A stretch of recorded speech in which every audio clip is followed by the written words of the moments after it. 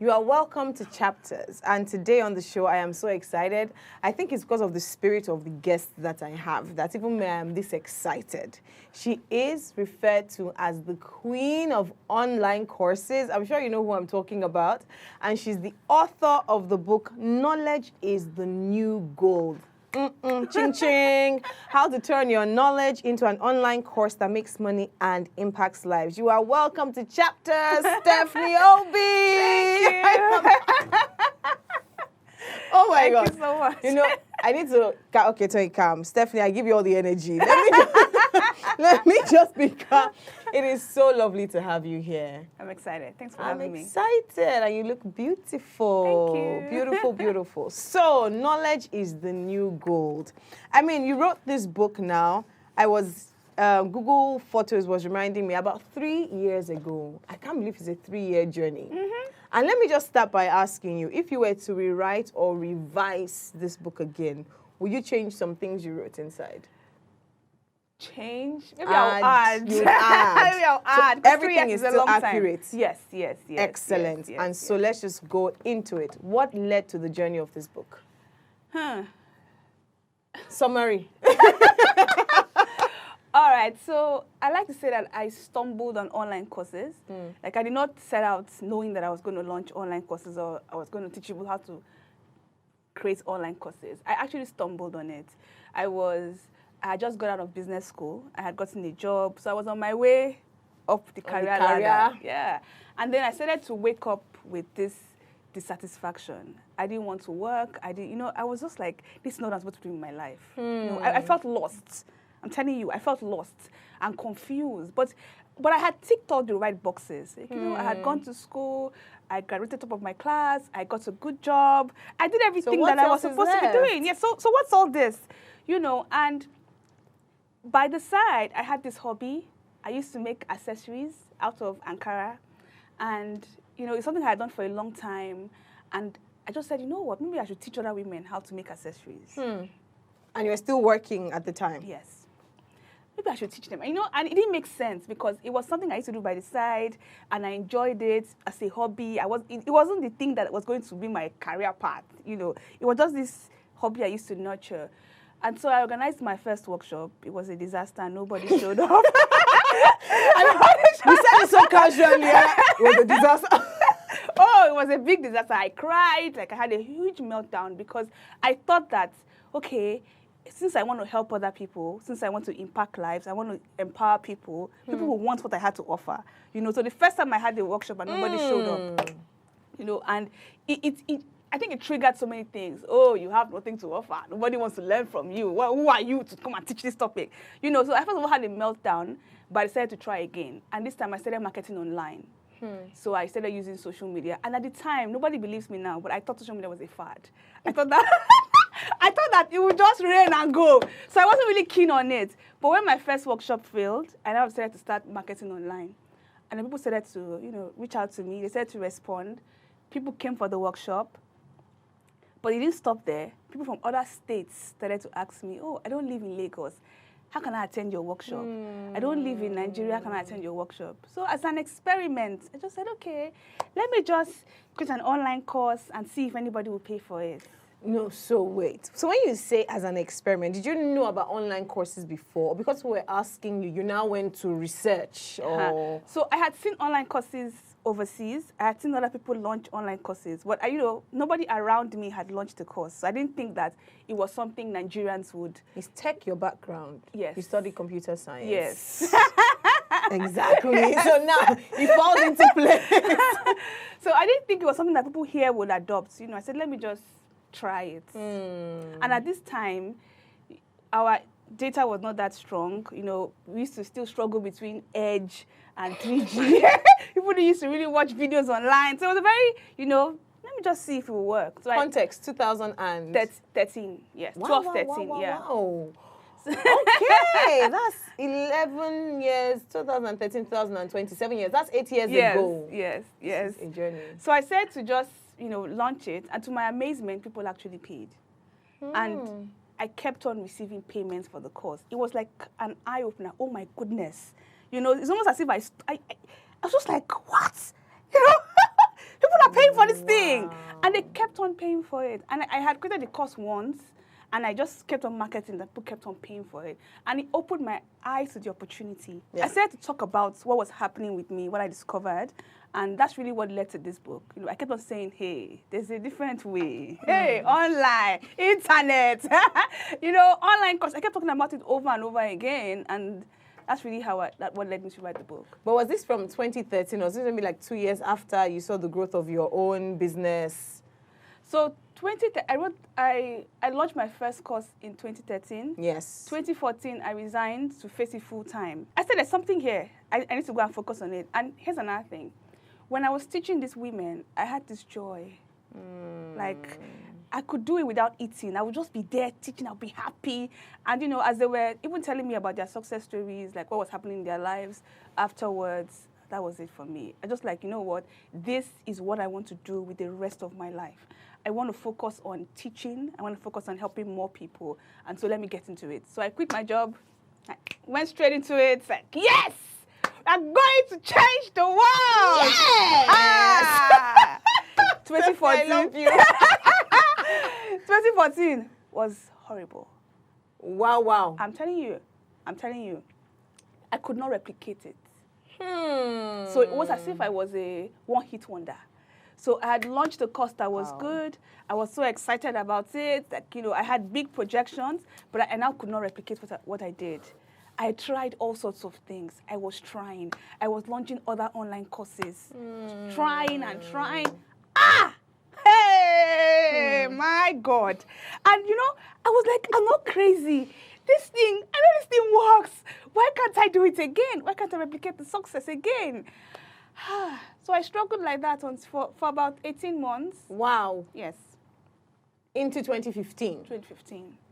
In 2015, things shifted because then I now started to say, okay, you know, there's a method.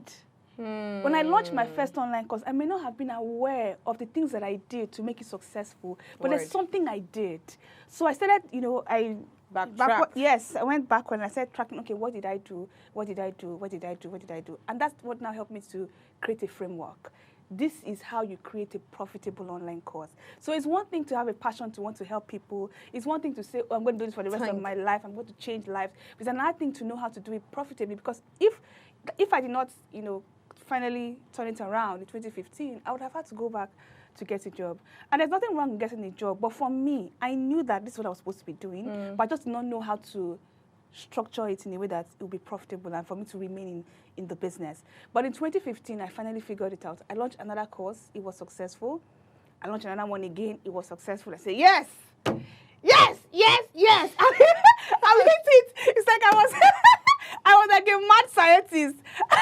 I was testing different things to see if it would work. And when I finally, you know, got the framework right, I just started sharing the framework because I imagined that there were people like me who knew that they were called to impact people, who knew that they were teachers. You know, that people like us, they know that this is what I'm supposed to be doing. I'm supposed to be helping other people, but I'm not a business person. You know, I'm not doing it because of money. And when you now have that challenge, it now becomes a problem to do it sustainably. If you cannot launch a profitable online course, what it really means is that you cannot impact people. That's what it really means. So does that mean that this is for everyone? Because, you know, sometimes we hear this and your book is, if you have, and we'll go into the book, so if you have knowledge about baking or knowledge about this, launch an online course. So does that mean everyone should have an online course? Once you feel you have knowledge. I know it's a trick question, but you have to talk about it. So, the truth is, you know, for me, I felt like I was called to teach. Okay. So I feel it's for people who have been called to teach. Okay. And they know, they have that urge, they have that dissatisfaction, like, you know, I'm supposed to be teaching. But the challenge is that they don't know how to turn their knowledge into gold. And many times, these people go through an experience, a wilderness experience that makes them want to teach. You know, they now have this body of knowledge in a particular area, in a particular field, but they don't know how to structure it. How to structure it. But that would take me to, and so you have different chapters in the book. Your book has 21 chapters. And let's just start from what can I teach? And I say what can I teach because, you know, sometimes there is knowledge and there is teaching. They are two different things, right? So you might know that I know this. Maybe I'm called to impact people. I'm called to do this, but I don't know how to translate it into teaching. What does someone in that case do? The first thing, you have to identify is what is that impressive result you've gotten. So even though we all have knowledge on different things, we can't teach everything. In some topics you might still be a learner. In some topics you are still going through you're still learning. But in some other topics, you've actually spent 10,000 hours developing yourself. You've gone through the works. And so when it comes to that topic, if they wake you up from sleep and say, come and teach this thing, you can just start talking. That's the topic you should be creating an online course on. And most likely, when we dig a bit deeper, we find that people are already coming to you to ask for help. They're already asking for your advice. Oh, how can I do this thing, please? How can I do this thing, please? That thing that you are just spending hours with people giving them information over and over again, that's your goal. I love it. So it's not a one-stop. These days it's like, I don't have anything I'm doing. Let me go and do online course. Meanwhile, you're not necessarily proficient in that skill, but it almost seems like an escape route to, I don't have anything I'm doing. They said there's online course. So if you try that, it's going to be a struggle to sell. Yeah. It's going to be a struggle to sell because when you decide to create a course, people are going to ask you for your credentials. They're going to ask you, okay, what if you say you have done it, show me. What is the proof? And so you have to have some form of proof. And so if you just create a course just because, it's raining now, it will be a problem to sell it. So let's talk about how you then turn it into a business. Nobody knows me. I'm just somebody who is really proficient, maybe teaching math. I'm an excellent math teacher. Everybody that has gone through my class, maybe I was teaching in this school, everybody has had A1. But I think that I want to take this into an online course, but I really don't know how to go about it. And you talked about it here, so there's the creation, and you even have, and I'm still going to ask you that, how you then got into, I'm just making beads. I can create 10,000 online courses to then creating, you are now the creator of online course creators. If that makes sense. So, but let's go into how do you then make money from this? So how do you begin to even build the business around it? Yeah. Okay. So you started by saying, I have this skill. I'm very good at maths. Maybe I passed my maths exam, or I know how to get high scores in a particular exam. How do I start turning it into a business? So first things first, you have to find the people who need help with maths. Because what we are really doing is about solving problems. So if you want to teach people maths, you have to find people who are struggling with maths. Find your congregation and start talking to them consistently. Now, as you share some content with them, give them tips, solve some small problems for them, what tends to happen is that they begin to trust you. And they begin to say, okay, if you could solve this small challenge I had, that means that you can solve this big problem for me. And that's when they will now come to you to launch a course. So the first thing really is after you've identified your topic, start growing your audience.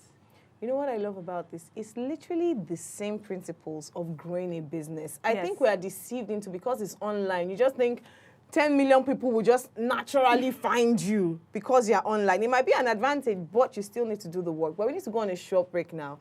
And when we come back, we'll go into your part 2. Let's now talk about the mindset blocks. People are amazing. They can do these things, but there are other, village people that are affecting them. We'll talk about that once we come back from the break. This is a conversation that would certainly enlighten you. Stay with us. We'll be right back.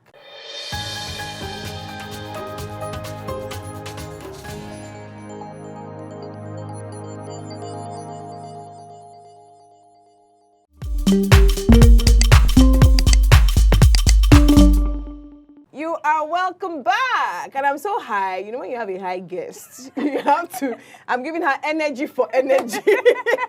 I have with me Stephanie Obi, the queen of online courses, and we're having an amazing conversation through the eyes of your book, Knowledge is the New Gold. Now, I want us to go into part 2, crushing your mindset blocks. And I really, you could have written a book just talking about the technicalities and the business of online course, which would have been absolutely excellent. But because in life, there are other things that happen to us that actually stop us from achieving our goals I love your part 2 because your part Thank you. 2 actually deals with that. And let's just start even from the first one. We can't touch on everything, so you need to get a copy of the book. But let's start from, I'm not an expert. Who am I to teach? What do you say to that? Because trust me, many people, so you feel like people that teach, people that studied education in school, fine, I'm proficient at it, but I don't know, teaching is a skill. What do you say to that? And you also, you studied computer science, you didn't study education or anything. So what do you say to people who say, but I don't know how to teach? Is there an how to teach? Yeah. So I always hear things like, I don't know how to teach. I don't think I'm supposed to be teaching. I don't have a certification. I am not old enough. Maybe in my 40s, maybe in my 50s. So there are different ways so that feel like at least maybe when if I say I'm just 29, and who are you, small girl? What are you teaching, small boy? Yes, and then you can even have people who will tell you that, oh, I'm older than you. Yeah, I'm older than you. So you know especially in this part of the world. Yes, it comes up a lot. And what I say is that we will always have that feeling of inadequacy. It's common. So if you feel that way, it's okay. You're not alone. We will always, especially if you're doing something for the first time, you will always feel like, oh, I don't think I can do it. I'm not sure I can do it. But when you feel that way, all you have to do is just to go and sit down with somebody who has a problem that you can solve. When you sit down with a lady who is telling you about the problems that she's having in her marriage or in her business or in her career, and she's complaining, you can see the pain in her eyes. When you see that pain, you're not going to be saying, I don't feel as if I can help you. You'll be moved with compassion. So this work that we do is a compassionate work. You do it because you care. You do it because you want to help people. You do it because you know that you have what can help them go 360. So if we're only focusing on you will always feel like you're not enough, you're not fine enough, you're not smart enough, you're not intelligent enough, you're not experienced. You always feel that way. But when you think about, there's somebody struggling out there, I can help the person. If I just focus on helping the person, I'll be fine. And if you just do that, you'll be fine. And I even like what you said, because when you do that and you see the person help, it boosts your confidence. So you come to realize, okay, you mean I can actually do this? And that just totally transforms you. So, but let's go right into the next one. And I know that this is a challenge many people have. I am not a techie. Standard. Talk about that. And I like what you said. You said an online course is first of all a course. Because once you hear online, you hear technology, you think websites, you think coding, programming. Please, that's not for me. I'm just a cook. So talk about the technical aspect. Okay, great question. So, the thing about tech is that this thing, techie, that we all say, there's nobody that came out of their mother's womb and knew how to type computer, knew how to do this, knew how to do that. Studied computer science. Even if you studied computer science, you still had to learn. You still had to learn. And so what I find about tech is that it's really about your attitude to tech. So you can say, okay, I want to learn it, or you say, I don't want to learn it. Now, if you say you don't want to learn it, it's fine. It's fine. Maybe there are other things you want to be spending your time on, but then you can hire it out. Absolutely. So it doesn't have to be the issue. It's either you decide that you want to learn it. If you don't want to learn it, it's fine. Cross your legs. There are experts who can help you. You can hire it out. So it shouldn't stop you from sharing your message out there. It shouldn't stop you from teaching what you know you're supposed to be teaching. It shouldn't stop you from making money from this thing, from impacting people. It shouldn't stop you. Yeah. So you can't do it, outsource it. Yes. Yes, you must, but go for what it is you want to do. But, there are so many people that have knowledge, big people that have achieved things, big, small. So when I say big, it doesn't mean 60-year-old, but they're very busy people. So, they have the knowledge to give, they can impact and transform lives, but they say, like you said in chapter 11, I don't have time. Valid. What do you say to them? The truth is, we make time for the things that are important to us. If in a particular season of your life, if it's not important, it's fine. But when the season comes, you're not going to be able to sleep. So the people who do this thing is because they have a burning desire to want to impact. And it's this desire that pushes them. So if you're in a place where you don't really you don't so many things are happening in your life and you can't launch it, it's fine. Embrace the season you're in currently. Embrace your current season. But when it's time, you will know. You will know. You will know because it will keep coming up. It will keep coming up. And I have clients who come to me and say, Stephanie, hey, this thing has not allowed me to rest. So you see that it will start pursuing you. That's when you will find the time. When it starts pursuing you. And I think I also like what you said here, which also points sometimes to discipline, right? So you said when you get clear on your why. So first things first, when there is vision, it helps to set a goal that will keep you focused. You might need to wake up 1 hour earlier to work on your course. Because even when it's a burning passion, because there is life, there are many things to do, there is distraction. Sometimes you just need to pull yourself by the bootstrap and say, I need to do this. Yes. So that's the second plan. Now, sorry, the second step. Now, when you have decided you're going to do it, and you have, you are clear on your why, you're clear on your goal, the next thing is that you now need a plan. Because when people think online, many times, they always think instant, sharp, fast. Yeah. Insta course. So it's in a lot of ways, your course is an asset. It's like you can't build a house overnight. A course is like a house. You can't build it overnight. But when you decide to build, you take, you do the foundation. You start going brick by brick. And it's the same thing. When you decide to launch a course, give yourself 3 months, and then you start. Every day, if it's one thing that you do, this week I'm going to decide on what I'm going to write about my course.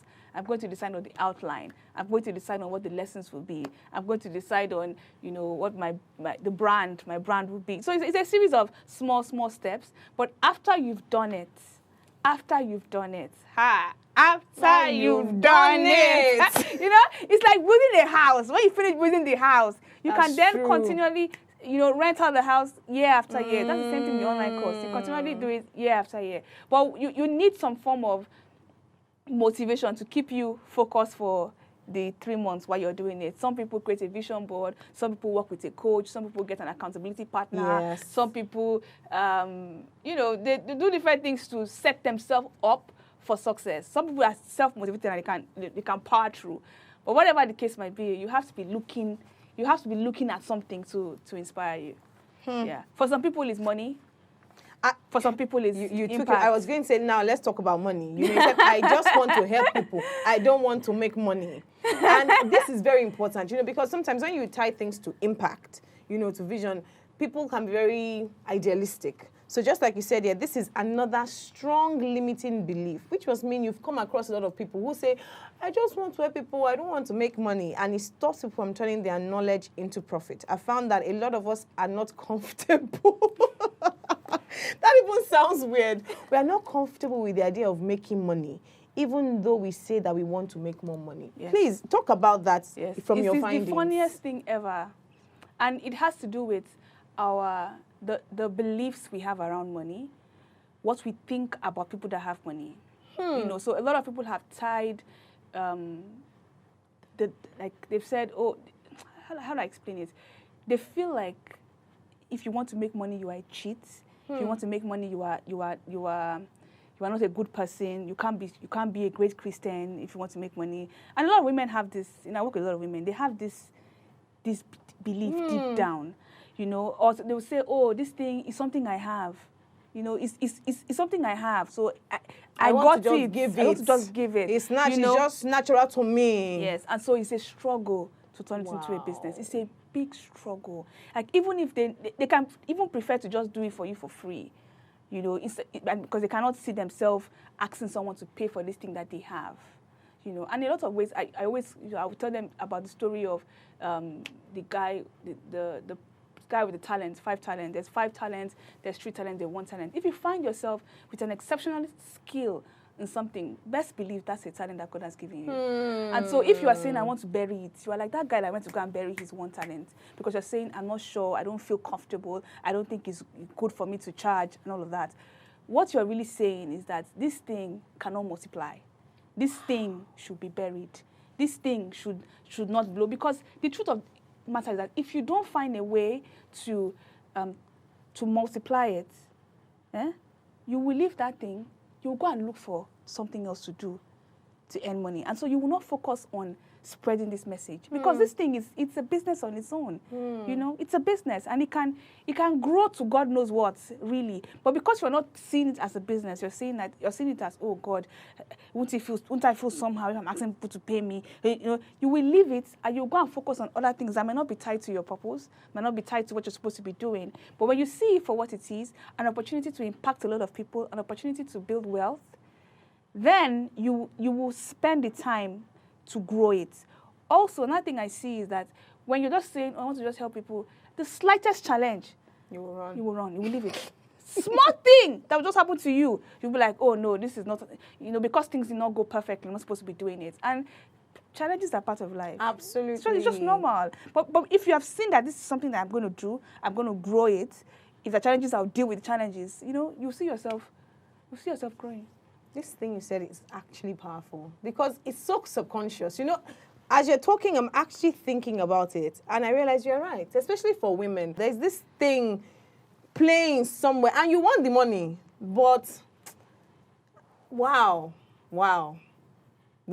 Okay, I'm even breaking down some things, even in my mind, listening to you. Thank you for that. And she actually said more in the book. You really need to buy this book. Like, this chapter alone, she broke down certain things, and it's also being able to put value on your time. You're not even creating, it's not like creating this course is a walk in the park. I think that's what people don't realize sometimes. Value on your time, value on your skill. Nobody learned how to bake from their mother's womb. Nobody learned how to, whatever you know how to do, it's not from your mother's womb. So you've also put time in creating that skill, just like said, 10,000 hours. So people realizing you should be able to put value on yourself to say, I can do this, and I'm giving it out, and you can make the money and give it to charity. Another thing I noticed, and you just also hit it. So you mentioned it a bit, is that many times it's because you don't yet have a full picture of what you're doing. So this course you're creating, you've not yet seen how this course is actually going to help another person. When you see how it's going to help another person, then you will see the value. But the problem is that people just think about, oh, I want to monetize my knowledge. I want to just make some money quickly. Let me just create this thing and just sell it. And if you think that way, then you're losing the picture. And you're still seeing it as you. I get you. Yes. So you've not yet seen that this is how it will transform people's lives. So when you look at the transformation, when you see, like me, I've seen so many stories of how somebody came in, they went from here to here. When you see the transformation, you now know the value. How do I explain this thing? You see the value of what you're actually selling. And because you've seen the value, you now know that this thing cannot be free. It cannot be free. It doesn't make any sense. Do you understand? It doesn't make any sense. But when you haven't seen the value in what you have, you will throw it away. You throw it away. And then you'll be looking at other people. You say, hey, this person has this. This person has that. The way Instagram is, it's very easy to look at other people's lives and feel like their lives you had to go to the better. I love it. You think that theirs is better. You now start becoming, sometimes start becoming a copycat. Yeah. Meanwhile, what you have is gold. Absolutely. But because you haven't seen it for the gold that it is, you haven't seen that this thing, number one, it can change people's lives. Number two, it can change your life. Yes. It can change your life. You haven't seen your own gold. And so you're getting distracted.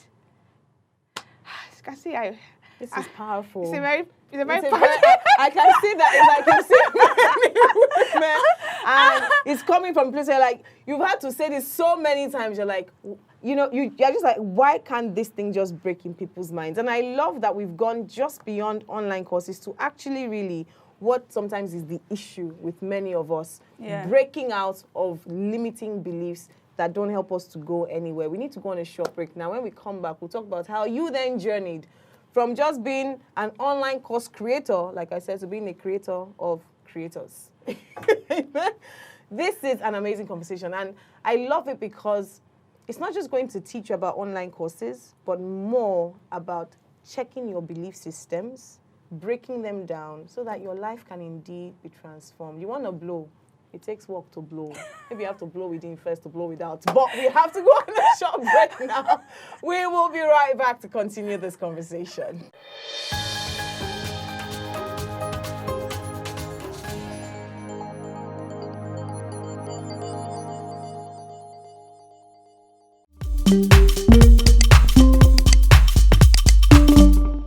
You're welcome back to Chapters. This conversation has excited, enlightened, is burning within me. See, as Stephanie was burning, I was burning too. And we're just going to continue. Thank you for being here, by the way. Like, I'm glad we made this happen. And you know what I'm talking about. So, you started this journey by, I'm making beads. Let me turn this into an online course. It blew a bit. You decided, okay, let me launch 1, 2 more. Amazing story. But now you've evolved, right? So you didn't just stay with this knowledge that I have. Let me just continue to do online courses. How did you move from you creating courses for yourself to you now becoming a coach, quote and unquote, for other people to now creating courses? How did you pivot into that? People started asking me for help. It's as simple as that. I didn't want to teach it. I thought that, it's simple now. Just do it. 1, 2, 3, 4, 5. Just do it. It's simple. I kept on saying it's simple. Just do it. And people kept on coming to me and say, Stephanie, this thing, I don't know how you are doing it. 1, 2, 3, 4, 5. Just do it. And so that's the reason why I got into it, was because people were asking me for help. And it's funny because that's how it is. Something that comes to you so easily doesn't come to other people easily. So I drank my medicine. So it was a struggle for me to start teaching it. I remember that for 1 month, I didn't do anything. For 1 month, I wasn't posting online. I was just this Stephanie Obi that I'm telling you. I remember that period. I was just like, okay, how do I now start teaching this thing? Wow. Okay, so because of some of the things that just used to come to me easily, I now had to start breaking them down into concepts, into frameworks. And it was a struggle to first of all accept to teach it, because it also now meant that I was now teaching experts. So the people who I'm working with are not beginners who are struggling with something. They are great at their own thing, but they just need help with the online course part of it. And so it was a struggle to get into it. I spent 1 month thinking, am I right? Is this really what I'm supposed to be doing? But when I got into it, I loved it. And I'm still here. You're still here. I'm still here. I loved it. So we go into, like, how do you pick the topic to teach? Because many times when people decide to, to share their knowledge, they are bursting with ideas. Like, I want to teach this. I want to teach this. I want to teach this. They want to do so many things. So we have to find which one is your gold. Which one is that thing which topic do you have that? Let's go into this thing a bit. You are saying a bit, because it's very powerful. So because you are right. So when you finally do limiting beliefs are broken. Yes, I can do this. Everything now seems teachable. How do you find your gold? So there are a number of things. First is you start with yourself. What am I great at? What am I great at? The second thing is you also ask yourself, what is that thing that people are always asking me for? So if, for instance now, before I start online courses, I was good at online marketing. I've told you my horror story about how I got into online marketing. So I was thinking that I was going to teach online marketing because I'm good at online marketing, storytelling, creating content and all of that. But instead, the thing people kept on asking me for was online course. So even though you're great at some things, you still have to sift through all of that. Yes, and to listen, to say, what do people want from me? To know what is in demand. I get you. So you might be great to that. A number of topics that if I say I want to teach, nobody's going to answer me. Even if you are great at them. Yes. Because when they see me, they see, this person is good at this. I want to learn from her. So you have to listen to what people want to learn from you. What are they, what are they coming to you for? And it's easy because you already have a community. Like, people already know you. So start with the community you have. People who already know you. What do they respect you for? So many times people say, what if nobody will listen to me? What if nobody will answer me? Look, people are already looking at you and admiring you. They like the way you do this. They like the way you do that. And if you just pay a little attention, you will see what it is that they keep coming to you for help with. And it can be the smallest things, like, or let's say smallest. It can be the things that you think that you don't even consider as anything.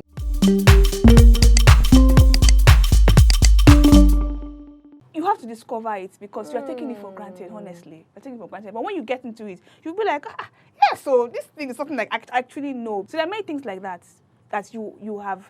First of all, yourself, you develop yourself on. People love it and they want to learn from you. Yeah.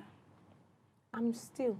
And I'm still because, so we had an episode last chapters with Mrs. Ndidi Nwuneli, and I'm even just understanding what she said on her book, Reaching Millions with Impact. And she said this thing. She said how sometimes people come up with the most amazing ideas. It's even social enterprise, it's not business. Then you go to the community and you find the community doesn't want it. And it's frustrating because you're like, it's amazing, it will help you, it will do this, but to them, it's not necessarily what they want. So she gave an example of a company who wanted to do something for their staff. And they wanted to do amazing things, maybe give them lunch every day, this. And the staff said, no, what we want is just give us staff boss. So this thing about your skill being in demand is so powerful because that's why we get frustrated sometimes. The confusion between what you can do versus what people want from you. Yes. Hey! Yes. And this thing can keep people stuck for a very long time because if you now don't listen to what they're saying, you're like, oh no, exactly. I must do my own. You don't listen to what they're really asking you to do. You might get stuck. Guys, mind blown. Like, mind blown. So when you actually then find what it is you want to do, how do you then go about the journey of starting the online course? Okay, so what I advise my clients to do is to, when you package the course, so when you find the topic, package the course and then sell it before you create it. Explain that. I'm trying. Package and sell it before you create it. Yes. So all the things we're going to do in the course, you can say, I'm going to teach you lesson 1, lesson 2, lesson 3, lesson 4. You create your sales page, you create your marketing materials, create everything to market the course. And you go out there and just market it without creating the course. Cash is the only true test. I'm telling you. It's the only true test of demand. Now, if you go out there and you market the course and people pay for it, fantastic. Fantastic. Now, people have paid you. You are a man and a woman or a woman of integrity. You will keep your word. That gives you an extra accountability to go and create the course. But if nobody pays for the course, it's feedback. It's feedback. You haven't yet created something that people want. I love it. So it takes us back. That's how you also test your demand. Yes. Cash is the only true test of demand. Yes. Oh, that is so powerful. Thank you. I'm so excited. It's not like I'm going to launch a course tomorrow. But I just really think this would be deliverance to many people. And this goes way past, like this is not online courses right now. This is life. You're giving us life 101, lessons in making it or just making your life work. So how did you start Course Launch Delivered? That's the name of your... Yes, my signature program now. Yes. Yeah. The same way I just explained to you, like I decided to teach it. I wasn't sure if anybody would pay for it. And this is after people were already asking you for it, yes. but we're not sure if we're going to take an extra step to pay because people can ask you for something. By the time yes, I wasn't sure. Yeah, so I launched it. And the first time I launched it, I remember now. The first time I launched it, only 10 people paid. What were you expecting? Well, like that's what you expected versus what you got. Because it's the first time, it's still an experiment. Let me see if anybody will pay for it. I was pre-selling the course. And but 10 people paid for it, and I was excited because if 10 can pay, 1,000 can pay. So it's a test, it's proof of concept. I love it. So the first time 10 people paid, I was excited. I created the course content. They went through it, and then they gave me feedback. Oh, because it's the first time I was teaching the topic, and so there are many things that I did not even know would be an issue. So they were giving me feedback, and the questions that they asked me, I used it to improve the course, and I resold it again. Today, that course has been taken by over, how many people now? I've lost count, but I know the last time I counted in 2019, we're over 500. Wow. That same course. We just keep on reselling the course over and over and over again. But at least the first time I launched it is the most important time because it proved that people wanted it. And so because they wanted it, You there are sent it so many out. more people out there who want it. If one person wants something, so many more people want it. So just keep on promoting it. Excellent. Final note, what would be your final advice to anyone? Like, this book has everything you need to hear, and there's all those, I think I'm shy. I don't know how to talk. My English is not, all those things that we tell ourselves are all in this book. What would be your final advice to anyone who is still having jitters or just not sure how to go about this journey? What would you say to them? Somebody who is not sure, I would say you should get help. I'm a believer in getting help. Get help. Don't struggle alone. You don't struggle alone for nothing. Don't sit down and say, oh, I'm not sure. I don't know. Like it's an excuse really. So get help. Number one. Number two, I would say. He's like about to say. How do I explain it? Like there are so many people who need your help. There's so many people. We don't have enough courses. We don't have enough books. We don't have enough resources from, Africans. And people want to learn from people who are like them. They want to learn. So no matter, look, if I did not go to school, and I create an online course, I will tell you that I did not go to school, and yet I did this. Come, let me show you how I did it. So all the people that did not go to school will learn from that person. I love it. No matter what it is you're telling yourself, if you're camera shy, for example, and you still manage to maybe act a movie. That one's every day.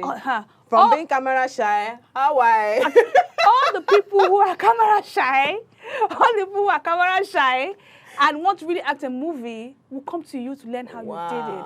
So no matter what it is you're telling yourself, your story matters. Because there's a set of people who can only learn from you. If you understand that. That there are a set of people who can only learn from you. Some people can never learn from me. Because maybe I will be distracting them and say, oh no, because she did this, because she did that, because she did that. They want to learn from somebody else who is different from me. So I will always have my audience, and that person, you will always have your audience. So no matter what it is, there's an audience for you. They are waiting for you to launch that course. You are the only person who can help them. In fact, your destinies are connected. So please, as you are listening to my voice, it's a sign. It's not by chance. I've already I hooked you. I have hooked you. So please answer the call, because there are people who are waiting for just you to learn from. Stephanie, thank you. I'm just gentle, because let me just be. But on the inside, where can people get copies of this book? So you can get it on our website, www.stephanieobi.com. Okay. You can get it also on Instagram if you follow me at StephObi. And then the book is also available on bookstores. It's Roving Heights. Okay, excellent. Yeah. Okay.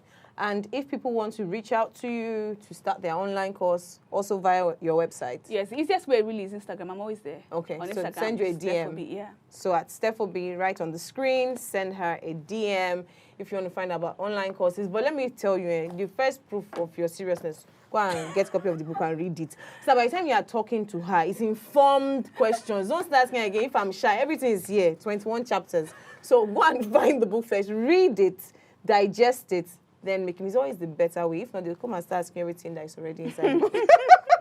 But anyone that works for you, I just think this is an excellent body of knowledge, and we've not touched 5% of what is inside this book. Thank you for writing this book. Thank you. Thank you for sharing your knowledge.